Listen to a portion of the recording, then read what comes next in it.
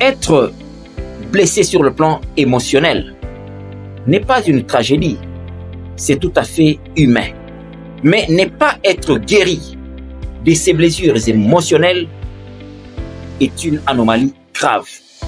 Restez connectés pour comprendre cela. Quand vous perdez un être cher, vous avez mal, d'ailleurs très mal. Et vous savez pourquoi? Parce que vous n'acceptez pas la réalité. Vous n'acceptez pas cette vérité. Vous vous dites non, c'est faux, ça ne peut pas être vrai. Et le fait de ne pas accepter fait que la pensée que vous avez sur la personne soit accompagnée de la douleur et une très forte douleur. Mais après un temps, qu'est-ce qui va se passer? Vous allez commencer à accepter la réalité. Et quand vous allez accepter la réalité, vous allez vous dire que c'est humain, ça doit se produire, c'est la vie. Et à ce moment-là, quand vous allez penser sur la personne, ou quand vous penserez à la personne, il n'y aura plus les sentiments de douleur et de peine. Et ça fera toute la différence. Mais aujourd'hui, nous avons des gens, après des années, ils ont toujours des plaies. Pourquoi? Parce qu'ils n'ont pas accepté la réalité. La réalité, il faudra l'accepter. Rien n'arrive par hasard. Tout dans la vie arrive pour un but. Et quand quelque chose se produit, certainement, il faut s'arrêter et se dire, mais ça s'est produit parce qu'il y a une raison que moi, je ne maîtrise pas. Donc, je ne peux pas considérer comme si je prenais la terre sur ma tête. Et c'est ce qui nous manque. Des années, vous vous posez la question, pourquoi?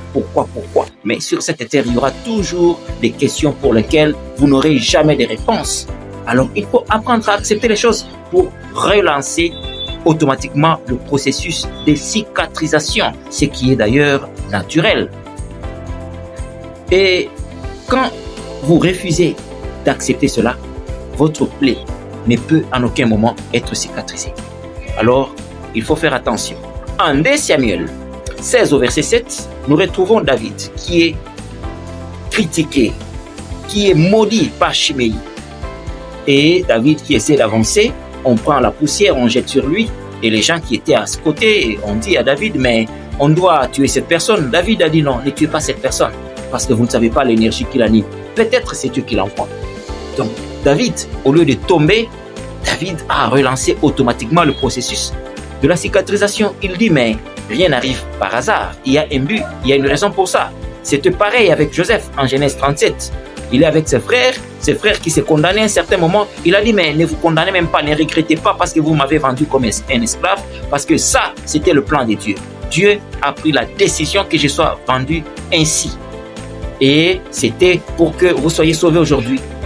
Alors, quand vous comprenez les choses de cette façon-là, vous allez voir que la blessure va cicatriser rapidement.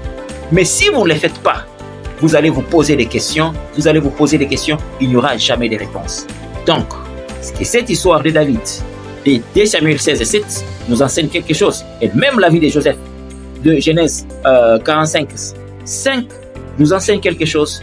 Donc, ne gardez pas les histoires dans votre cœur, vous allez vous faire du mal pour rien. Acceptez que le processus de cicatrisation soit déclenché en acceptant la situation. Dites que c'est normal si ça s'est produit parce que ça devait se produire et qu'il y a une raison que vous ne maîtrisez pas. C'est un peu ça pour être guéri sur le plan émotionnel. C'est votre serviteur Ben Alain Kitenge. Merci et à la prochaine.